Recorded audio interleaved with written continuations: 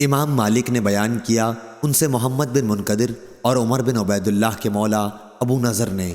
ان سے عامر بن سعد بن ابی وقاص نے بیان کیا، اور انہوں نے عامر نے اپنے والد سعد بن ابی وقاص رضی اللہ عنہ کو اسامہ بن زید رضی اللہ عنہ سے یہ پوچھتے سنا تھا کہ طاعون کے بارے میں آپ نے حضرت صلی اللہ علیہ وسلم سے کیا سنا ہے؟ انہوں نے کہا کہ حضرت صلی اللہ علیہ وسلم نے فرمایا، طاعون ایک عذاب ہے جو پہلے بنی اسرائیل کے ایک گروہ پر بھیجا گیا تھا،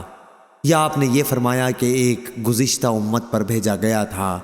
اس لیے جب کسی جگہ کے متعلق تم سنو کہ وہاں طاعون پھیلا ہوا ہے تو وہاں نہ جاؤ، لیکن اگر کسی ایسی جگہ یہ وبا پھیل جائے جہاں تم پہلے سے موجود ہو تو وہاں سے مت نکلو۔ ابو نضر نے کہا، یعنی بھاگنے کے سوا اور کوئی غرض نہ ہو تو مت نکلو۔ صحیح بخاری حدیث نمبر 3473۔ عبداللہ بن بریدہ نے بیان کیا، ان سے یحییٰ بن یعمر نے، اور ان سے ام المومنین حضرت عائشہ رضی اللہ عنہا نے بیان کیا کہ میں نے حضرت صلی اللہ علیہ وسلم سے طاعون کے بارے میں پوچھا تو آپ نے فرمایا کہ یہ ایک عذاب ہے، اللہ تعالیٰ جس پر چاہتا ہے بھیجتا ہے، لیکن اللہ تعالیٰ نے اس کو مومنوں کے لیے رحمت بنا دیا ہے۔